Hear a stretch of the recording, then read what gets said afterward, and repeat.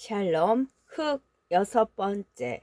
탑골 공원 벤치에 앉은 건영은 이른바 윗절에도 못 믿고 아랫절에도 못 믿는 격이어서 순례와 은경을 둘 다 잃어버리고 말았다.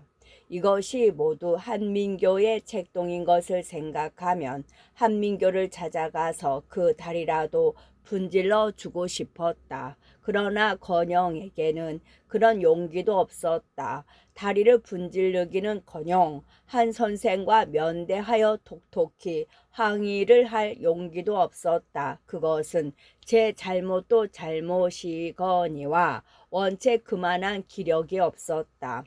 건영은 가슴이 텅 빈 것 같아서 도무지 마음을 둘 곳이 없었다. 조선에는 젊은 여자가 많다. 순례나 은경이 아니기로 여자 없어서 사랑만 못 보랴. 이렇게도 생각해 보았다. 그러나 아무리 생각하여도 순례나 은경이만한 여자는 쉽사리 얻어 만날 것 같지를 아니하였다. 그러면 순례한테로 다시 돌아갈까? 이렇게도 건영은 생각해 보았다. 순례는 참된 여자라 만일 내가 돌아간다면 반드시 모든 것을 용서하고 환영해 줄 것이다. 그렇고 말고 순례는 그렇게도 마음이 착하고 너그러운 여자다. 한번 마음을 작정하면 변할 줄 모를 여자다. 그렇고 말고 나는 순례한테로 돌아갈까? 건영은 이렇게 생각하매 마음이 가벼워지고 캄캄한 앞길에 한 줄기 빛이 비치어옴을 깨달았다. 요 이거 누구요? 이 박사 아니요? 하는 술 취한 소리와 함께 건영의 어깨를 치는 사람이 있었다. 그것은 김갑진이었다. 그리고 모를 청년 둘이었다. 건영은 비밀이 하던 생각을 들키기나 한 듯이 일변 놀라고 일변 낯을 붉히며 벌떡 일어났다. 그런데 웬일이야? 하고 갑진은 건영의 목에 팔을 걸어 앞으로 잡아 끌며 들으니까 한은경이어고 약혼을 했다네 그려. 자 오늘 한 잔 내게 하고 두 동행을 한 팔로 끌어당기며 이놈들아 이리 와. 이 양반은 누구신고 하니 말이다. 저 아메리카 가셔서 닥터 오브 필로소피를 해가지고 오신 양반이란 말이야. 하하 이 박사 이놈들은 내 동문인인데 대학을 졸업하고도 소학교 교사나 못 얻어하고 꼬르륵 밥을 굽는 못난 놈들이란 말이오.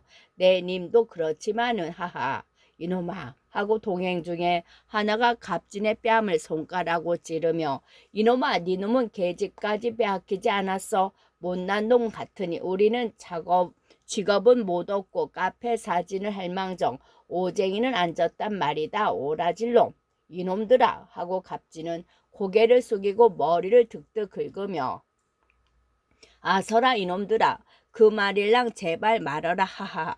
이런 제길 이 박사 이놈들 말 믿지 마시오. 내가 어디로 보면 오쟁이 질 양반이오. 하하 자 이 박사 배일원하고 우리 카페 가서 한 잔 먹읍시다.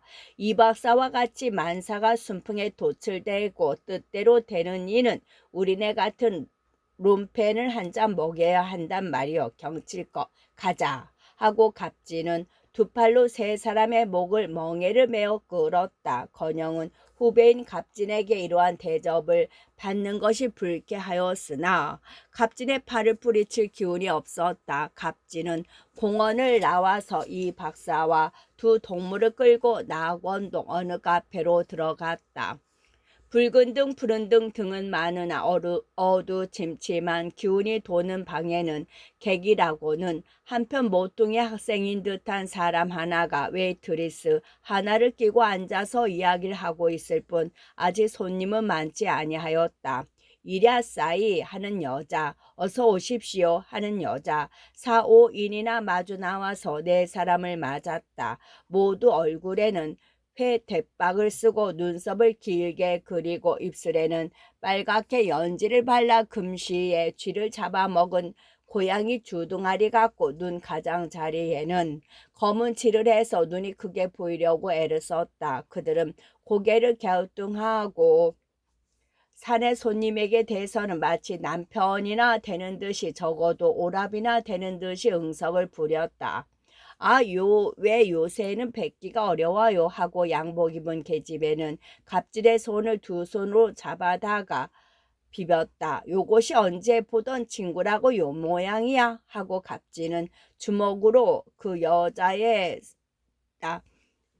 아야사 하고 그 여자는 갑진의 뺨을 꼬집어 뜯고 성낸 모양을 보이며 달아났다. 네 사람은 테이블 하나를 점령하였다. 의자는 푸근푸근하였다. 테이블에는 오일 클로우드를 깔아서 살을 대기가 불쾌하였다.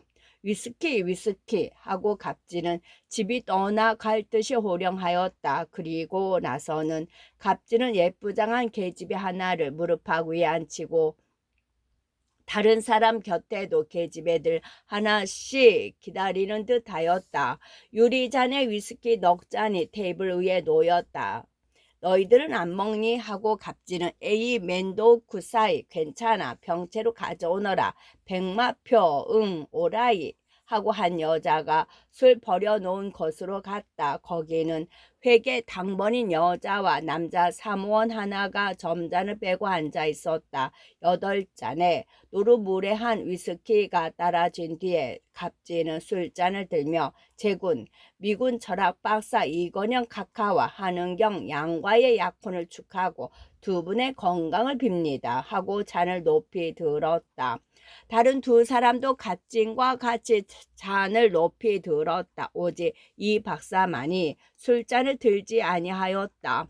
드세요 하고 한 친구가 재촉하였다.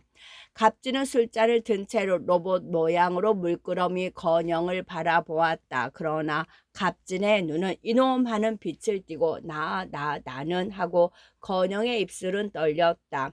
나는 약혼한 것이 아니하요. 또 장차도 약혼할 생각도 없고 또 이건 왜 이래 하고 갑진은 들었던 잔을 도로 놓으며 대관자 어찌된 심판이야.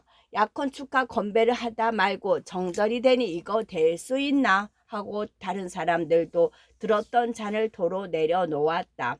약혼하셨어요? 하고 건영의 곁에 앉은 계집애가 나는 뭣도 모르고 짝사랑이야 하고 발을 들어 건영의 목을 앉는다. 약혼 아니오 하고 건영은 힘없이 말하였다. 대관절 웬일이오? 하고 갑진은 아주 점잖게 건영을 보고 동정 있는 음성으로 그래 정말 약혼을 아니했단 말이오 하고 묻는다. 아니했어요 하고 건영의 음성은 비창했다. 두 친구와 계집애들 시선은 건영에게로 옮았다. 다들 이상하구나 하는 듯 하였다. 그럼 오쟁이 적구려 하고 갑진의 눈은 빛났다. 건영은 픽 웃었다. 다른 사람들도 웃었다. 아따 그러면 오쟁이 진 위로로 건배. 자 다들 이 박사의 오쟁이 진 위로로 잔을 들어 하하하 하고 갑진은 위스키를 쭉 들이켰다. 다른 사람들도 들이켰다. 건영만 가만히 앉았다. 이건 사내가 하고 갑진은 건영의 잔을 들어 건영의 입에다가 대며 사내가 오쟁이를 쳤다고 여상 고비하게 기운이 죽어서야 쓰나 자 벌떡벌떡 들이켜보오. 세상에 계집애가 그의 하나밖에 없나. 수두룩한데 무슨 걱정이야. 자 이거 무엇하고 있어. 자 이 양반 입을 벌리고 이 술을 좀 흘려 넣어 하고 건영의 겉에 앉은 시집고라는 여자애를 향하여 눈을 흘긴다. 시집고라는 계집애는 물론 조선 계집애이지만 다른 카페 계집애들 모양으로 일본식 이름을 지었다. 시즈코는 한편 눈이 좀 작은 듯하지만 하얗고 부드러운 살결이라든지 통통한 몸매라든지 꽤 어여쁜 편이었다. 또 천태도 적은 편이었다. 건영은 그 손이 술래의 손 비슷하다고 생각하였다. 잡수세요 하고 시즈코는 건영 에게 갑진에게서 받은 위스키를 건영의 입에 부어 넘겼다. 술은 건영의 입으로 흘러 들어갔다. 한 잔, 두 잔 독한 위스키는 사람의 양심이라고는 알코올에는 심이 약한 매균을 소독하여 버렸다. 그들은 더욱 노골적이었다. 계집애들은 원체 혼이라는 것이 시대착오거든. 약혼이라는 것은 시대착오의 자승이고 안 그런가 이 사람들아 하고 갑진이가 또 화제를 꺼낸다. 그렇고 말고 하는 것은 지금까지 침묵을 지키던 문학사다. 눈이 가늘고 입이 좀 빼두름한 약간 간삭기가 있는 듯한 사람이다. 혼인을 해서 무엇 하나 천하의 여성을 다 아내로 삼으면 그만이지. 오늘은 시즈코 내일은 야스코 안 그러냐 요거사 하고 문학사는 그는 시즈코를 못 잊는 모양이었다. 왜 이래 하고 시즈코는 문학사의 발을 뿌리치며 나는 이 양반하고 약혼할 테야 이 박사 하고 무슨 박사? 김 박사? 아니 이를 어째 용서하세요. 응 이 박사 나고 약혼하세요. 응 혼인은 말고 약혼만 해. 이 시장 너는 대관절 몇 번째나 약혼을 하니 하고 의학사가 묻는다. 나요? 이 양반과는 첫 번이지 하고 시즈장이라는 시즈코는 의학사인 거무스름한 건장한 키 작은 사람을 향하여 눈을 흘긴다.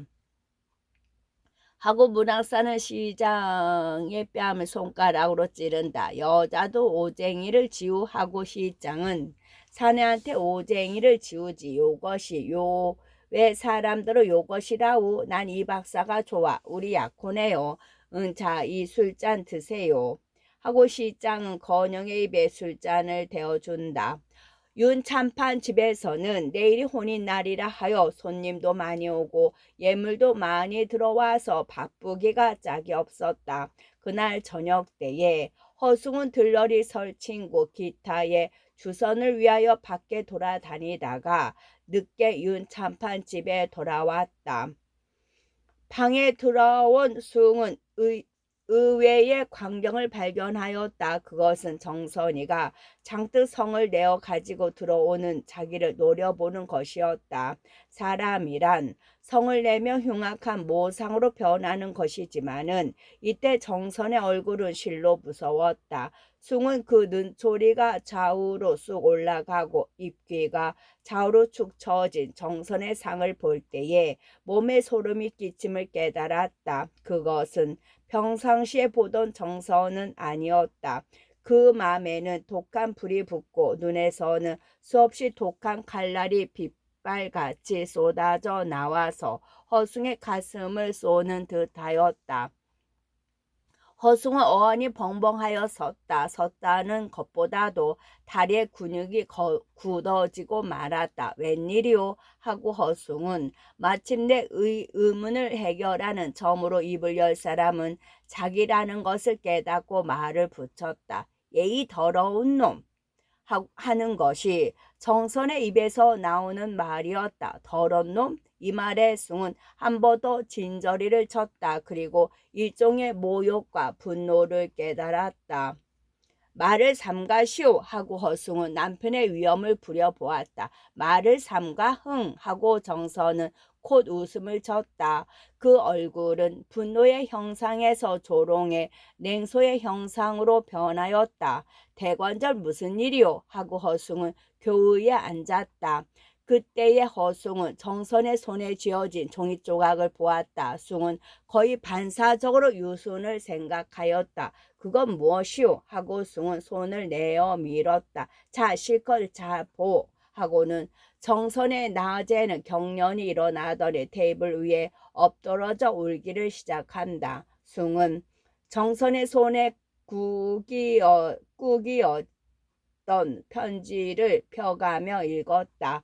그리 익숙지 못한 연필 글씨로 보통 학교 창문 책장을 찢어서 잘게 그러나 선생에게 바치는 창문 글씨 모양으로 분명하게 오자는 곰으로 지워가며 쓴 편지이다. 안팎으로 쓴 것이 석장 6페이지요. 끝에는 유순이라고 비교적 자유로운 글씨로 서명을 하였다. 그 편지는 저음요 마지막으로 이 편지를 올립니다를 허두로 그동안에도 편지라도 자주 드리고 싶은 마음 간절하여 싸우나 여자가 남자에게 편지하는 것이 옳지 않을까 하와 편지도 못 올렸나이다.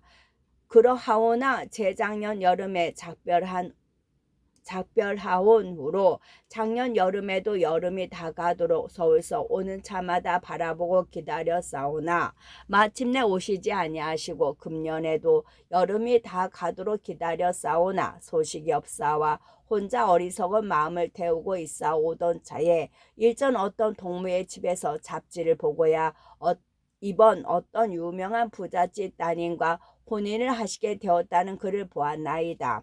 당신께서 고등문관 시험에 급제하셨단 말을 신문으로 볼 때에는 온 동네와 함께 저도 기뻐하였사오나 이번 어떤 부잣집 따님과 혼인을 하시게 되었다는 소식을 듣고는 동네는 다 기뻐하지만은 저와 제 부모님은 슬픔에 찼나이다. 유순의 편지는 계속된다. 제 어리석음을 용서하세요. 저는 재작년 여름에 당신께서 저를 특별히 사랑하여 주시길래 그것을 꼭 믿고 저는 당신의 아내거니 하고 꼭 믿고 있었나이다. 그러다가 작년부터 아버지께서 자꾸만 시집을 가라고 조르실 때에 저는 어리석게도 당신께 허락하였다고 말씀하였답니다. 제 부모께서도 그러면 자키나 좋으냐고 기뻐하셨나이다. 작년에는 꼭 오실 줄 믿고 작년 여름에 오시면은 부모님께서 약혼만이라도 하여 준다고 하시고 기다렸사오나 도무지 오시지를 아니하시니 부모님께서는 그 사람이 너를 잊었으니 다른 데로 시집을 가라고 또 조르시기를 시작하였사오나 저는 울면서 아니 갑니다. 아니 가요 하였나이다. 당신께서도 아시는 바거니와 우리 동네에서는 아직 한 번 마음으로 허락하였던 남편을 버리고 다른 남자에게로 시집을 간 사람은 없었나이다.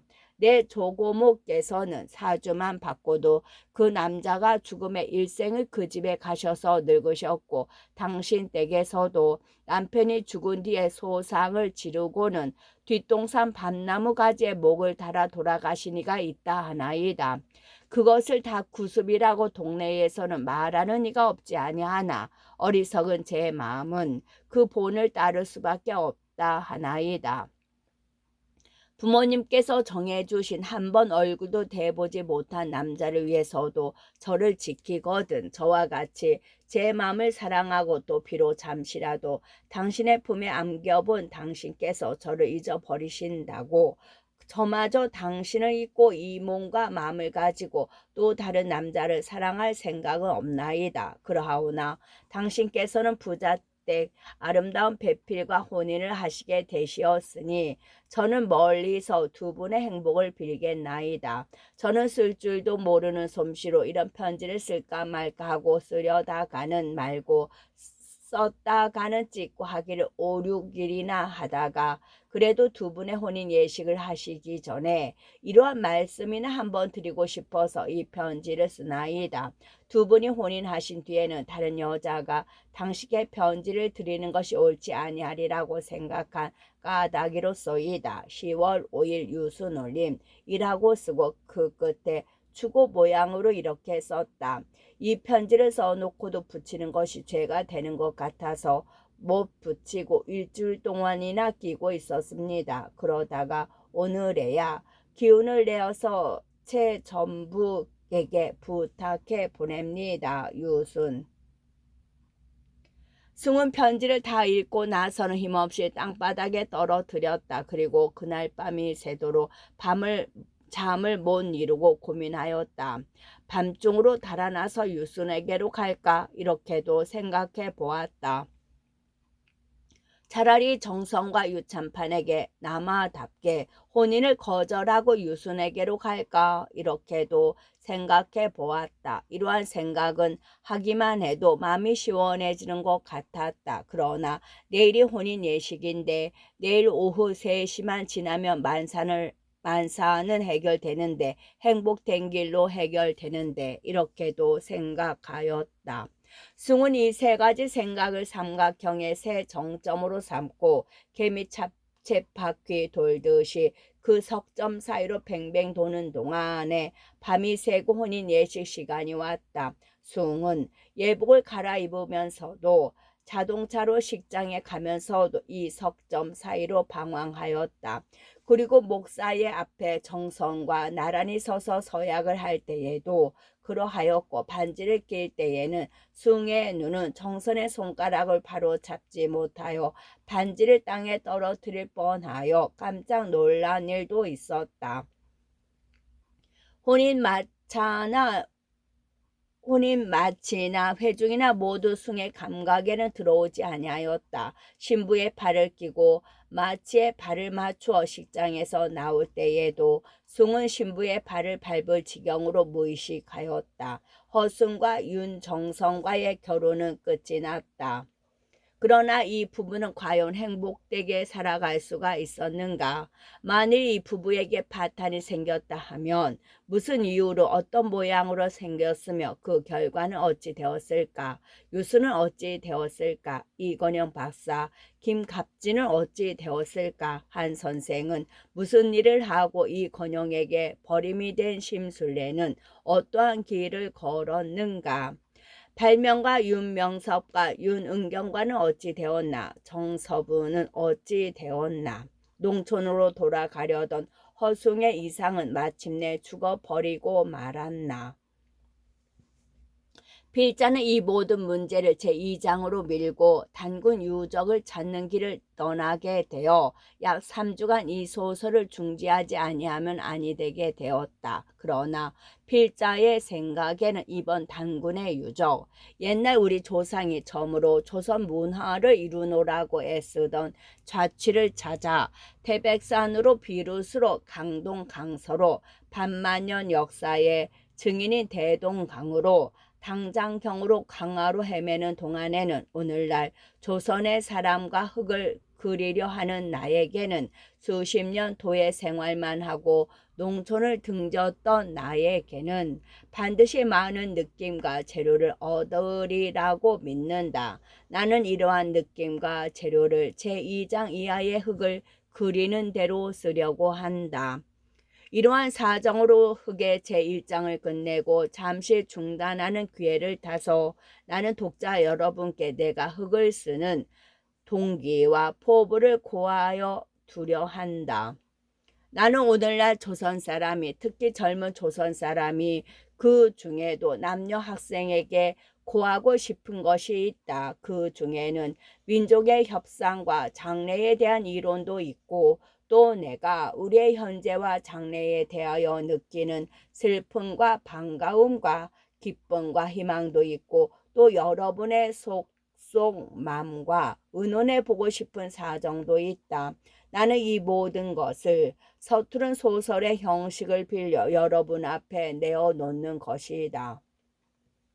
이 소설 흑이 재미가 없을는지도 모른다. 예술적으로 보아서 가치가 부족할는지도 모른다. 어떤 분의 비유에는 거스리는 점도 있을 것이다. 그러나 또한 여러분 중에 내 감정에 공명하시는 이도 없지는 아니할 것이다.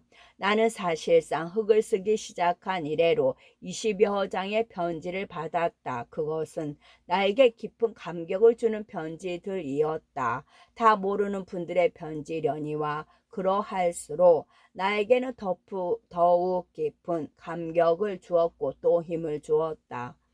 어찌하든지 흑은 나라는 한 조선 사람이 그가 심히 사랑한 같은 조선 사람에게 보내는 사정 편지이다. 비록 여러 가지 부족한 점은 있을 법해도 진정으로 쓴 편지 이것 하나만은 독자 여러분께 고백하는 바다.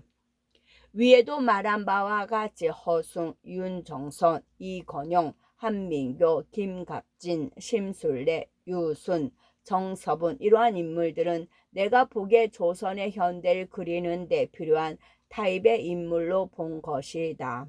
나는 이 모든 인물로 하여금 비록 처음에는 서로 미워하는 적도 되고 또는 인생관과 민족관의 인식 부족으로 생활에 많은 흠이 있다 하더라도 그것은 다 목자 잃은 양 지남철 없는 배와 같은 오늘날의 조선 청년계의 혼돈하여 갈피를 잡을 수 없는 시대의 탓이요. 그들 다 서로 사랑하고 서로 한 목표 한 이상 한 주의를 위하여 한 팔이 되고 한 다리가 되어 마침내는 한 유기적 큰 조직체의 힘 있는 조성분자가 될 사람들이요 또 되지 아니하면 아니 될 사람들이 되게 하고 싶다. 독자 여러분은 작자의 이 부족하나마 참된 동기만의 동정을 양해를 주시고 이 한 사람의 편지 흑이라는 소설의 하회를 기다려 주시기를 바란다. 6월 21일 동아일보 편집국에서 작자 제2장 살여울 보에 오래 기다리던 물이 넘실넘실 불었다. 3, 4일 이어오는 비에 살여울 강물이 소리를 내며 흘러 오랜 가물에 늦었던 모를 내게 된 것이다. 논마다 허리 굽혀 사람들의 움직이는 양이 보였다. 길게 뽑는 메나리 가락도 들렸다. 비록 배는 고프더라도 젊은이에게는 기운이 있었다. 아침 나절까지도 비가 와서 부인네들은 삿갓을 등에 지고 모를 내었다. 그러나 인제는 비도 개고 파란 하늘조차 여러 조각의 흰 구름에 어울려 흥건하게 닿은 논물의 빛이었다. 그래서 부인네들이 등에 졌던 삿갓은 논둑에 노는 엄마 따라온 아이들의 장난감이 되었다.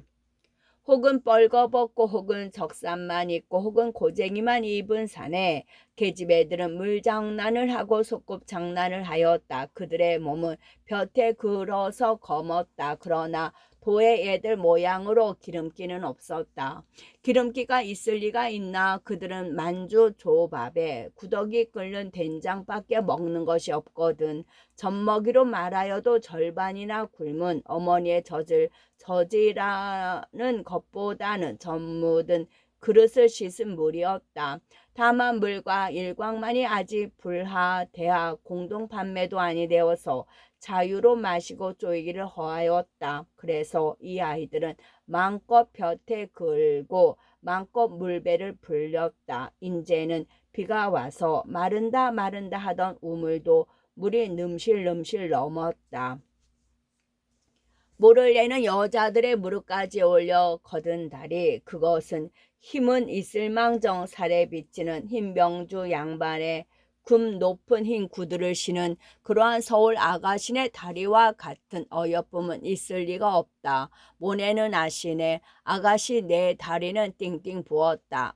너무 오래 서 있어서 너무 오래 물에 담겨서 또 너무도 굶어서 부항이 나서 만일 이 아시네 아가씨가 아픈 허리를 펴느라고 고개를 들고 두 손에 물이 옷에 묻지 말라고 젖을 옷도 없건만은 닭같이 모양으로 좌우로 약간 벌리고 선다 하면 그 얼굴도 일생에 한 번밖에 그것도 시집간 여자라야 분맛을 못 본 얼굴은 벽과 구름과 피곤과 너무 오래 고개를 숙임으로 퉁퉁하게 붓고 또 찌그러져 보일 것이다. 땀과 때와 빗물과 흙물과 더위에 뜨고 신옷 냄새, 쉬지근한 냄새, 이 냄새가 농촌 모내는 사내의 코에는 모기장 같은 상긋한 옷에 불그레 뽀얀 부드러운 살이 비치는 서울 아가씨네의 몸에서 극성스럽게도 나는 향내와 같을까. 늙은이도 젊은이도 여편네도 처녀도 한 손에는 모춤을 쥐고 한 손으로 두 대씩 석 대씩 넉 대씩 갈라서는 하늘과 구름빛이 물을 헤치고 말랑말랑한 흙 속에 꽂는다. 꽂은 변모는 바람에 하느적 어린 잎을 흔든다. 이제 그들은 며칠 동안 뿌리를 앓고 노랗게 빈혈이 되었다가 생명의 새 뿌리를 애써 바꾸는 기운차게 자라날 것이다. 그러한 뒤에 알을 베고 꽃이 피고 열매를 맺고 누렇게 익어서 고개를 숙여 일생의 사명을 끝난 뒤에는 아마도 모내던 손에 깎이어 알곡은 알곡따로 짚은 짚따로 나고 알곡은 이 알곡은 모내니 거두는 이 알곡은 반은 지주의 곡간을 반은 빚쟁이의 곡간을 다녀서 차를 타고 배를 타고 몇 상인의 이익을 준 뒤에 논바닥 물에 살은커녕 그림자 한 번도 못 잠가본 사람들의 입에 들어가는 밥이 되고 술이 되는 것이다. 그리고 논바닥에서 썩는 이 생명들은 영원한 가난뱅이, 영원한 빚진종, 영원한 배고픈 사람으로 남아있는 것이다. 뺑 하고 고동소리가 들린다. 서울서 봉천으로 달아나는 기차다. 이 고동소리에 모내던 사람들은 고개를 들었다. 그 사람들 중에는 유순이도 있었다. 유순은 재작년 초가을 허숭에게 커다란 그는 길다란 머리꼬리를 한편으로 지우려다가 치마끈에 껴 졸라매어서 늘어지지 아니하게 하고 풀이 다 죽은 광당포 치마를 가뿐하게 졸라매고 역시 풀 죽은 당포 적삼은 땀난 등에 착 달라붙어서 통통한 젊은 여성의 뒤태를 보인다. 비록 옷이 추하고 낯이 볕에 그렇다 하더라도 순의 동구스름한 단정한 얼굴에선 수심을 띤 듯한 끔찍한 검은 눈 쭉 뻗고도 억세지 아니않고 더욱이 특색 있게 맺혔다고 할 만한 입, 그리고 왼손에 파란 잎 하얀 뿌리에 나불나불 어린 애기와 같은 맛이 있는 변모를 들고 눈에 우뚝 서서 허리를 펴는 양으로 아무리 무심히 보더라도 눈을 끌지 아니할 수 없었다. 순의 얼굴에 약간 수척한 빛이 보이는 것은 여름 때문인가 피곤 때문인가 못 먹어서인가 그렇지 아니하면 속에 견디기 어려운 무슨 근심을 품음인가 아마 그것을 다 합한 것이겠다. 실상 유수는 허숭이가 혼이 난 기별을 들은 후로는 넋이 없는 사람이었다. 그처럼 마음에 담탁하게 믿었던 허숭의 마음이 그렇게도 쉽사리 변할 줄을 유수는 생각지 못하였던 것이다. 유순의 생각에 허숭은 이 세상에 가장 완전한 남자, 그러니까 가장 믿음성 있는 남자였다. 유순의 참되고 단순하고 조그마한 가슴은 오직 허숭으로 허숭에게 대한 믿음과 존경과 사랑으로 찼던 것이다. 허숭이가 곧 유순의 하늘이요 땅이요 해요 달이요 생명이었던 것이다. 이 남자 저 남자 입맛을 보고 뱉었다 하는 도엘 신시 여성과 달리 유순에게는 허숭은 유일한 남편이요 남자였던 것이다. 허숭 이전에도 남자가 없고 허숭 이후에도 남자가 없었던 것이다. 허숭의 마음이 변하여 다른 여자에게 장가든 것을 본 유수는 하늘 땅 해 달 목숨을 한꺼번에 잃어버렸다. 그가 조선의 딸의 마음을 그대로 지니지 아니하였다고 하면 그가 도회식 이른바 신시 여자라 하면 울고 원망하고 미쳐 날뛰고 혹은 서울로 달려 올라가 허숭의 결혼식에 또는 가정의 한바탕 야료라도 하였을 것이다. 그러나 유수는 가슴에 에이는 듯한 아픔을 품고도 겉으로는 아무 일도 없는 듯한 태연한 태도를 가졌다. 그 부모나 형제에게도 괴로워하는 빛 하나 보이는 일이 없었다. 또한 밤낮에 한가한 결을 일하고는 도무지 없는 유수는 어느 으슥한 구석에서 맘 놓고 슬퍼할 새도 없었다. 다만 하루 몇 번 앞들로 지나가는 기차 소리에 한 번씩 긴 한숨을 쉬고 시커먼 기차가 요란히 떠들면서 지나가는 것을 바라다 볼 따름이었다. 여름이 되면 방학 때가 되면 이 차에나 저 차에나 하고 허숭을 바라고 기다리던 그 버릇이 남은 것일까?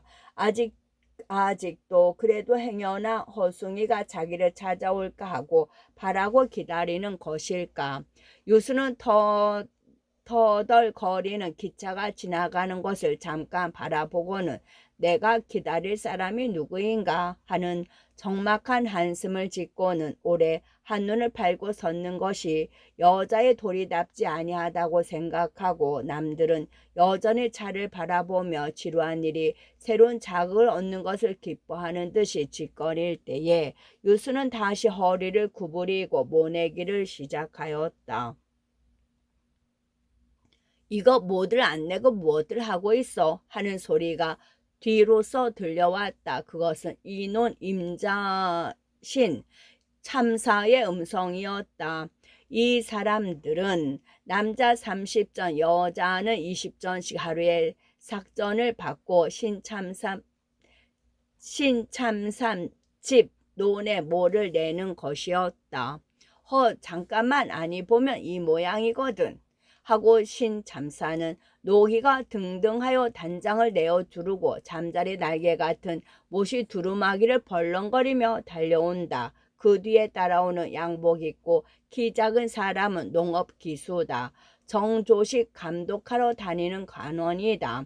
도모 시오노나이 야스라다나 하고 신참사는 도야지 모가지같이 기름지고 밭은 모가지를 돌려 농업기수를 돌아본다.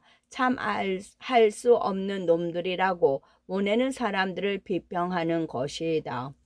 사람들은 지는 듯한 더위에 쉴 새도 없이 모를 내고 있었다. 그들은 지금 내는 모가 신참사의 것이라는 것도 잊고 있었다. 그들이 단군 이래로 제가 심은 것은 제가 먹을 것이라고는 생각을 가지고 온 버릇이 있었으므로 제가 심는 모가 남의 모라고는 생각하기가 서툴렀다. 여기 있는 사람들도 5, 6년 전만 해도 대개는 제 땅에 제 모를 내었다. 비록 제 땅이 없더라도 지주에게 반을 갈라주더라도 그래도 반은 제가 먹을 것이었다. 그러나 4, 5년 내로는 점점 지주들이 자기네게 땅을 주지 아니하고 사람을 품을 사서 농사지는 버릇이 생겼다. 품이란 한량 없이 있는 것이었다. 하루에 20전, 30전만 내어 던지면 미처 응할 수가 없으리만큼 품꾼들이 모여들었다. 20년 내로 돈이란 것이 나와 돌아다니면서 차란 것이 다니면서 무엇이니 하고 전에 없던 것이 생기면서 어찌 되는 심을 모르는 동안에 저마다 가지고 있던 땅마지기는 차차 한두 부자에게로 모이고 예전 땅의 주인은 소장인이 되었다가 또 근래에는 소장인도 되어 먹기가 어려워서 혹은 두벌 소장인 한 사람은 지주에게 땅을 많이 얻어서 그것을 또 소장인에게 빌려주고 저는 그 중간에 자기네 등을 쳐 먹는 거 마름도 이 종류지만은 마름하니고도 이런 것이 생긴다. 두벌 소장인이 되고 최근에 와서는 세력 없는 농부는 소장인도 될 수가 없어서 순전히 품팔이만 해먹게 되는 사람이 점점 늘어가는 것이다. 그도 그럴 수밖에 없지 아니한가. 지주들이 모두 평양이니 서울이니 하고 살기 좋은 곳에 가 살고 보니 누가 귀찮게 시리 일일이 성명도 없는 소작인과 낱낱이 응대를 할 수가 있나. 제가 믿는 놈 하나에게 맡겨버리고 받아들일 만큼 해마다 받아만 들인다면 그런 고소한 일이 어디 있으랴. 신참사는 아직 큰 부자는 못 되어서 기껏 읍내에 가서 살지만은 그 까닭에 이 사람은 자기의 소유 토지를 지경을 하여서 소장 문제니 농량 문제니 하는 귀찮은 문제를 해결해 버린 것이다.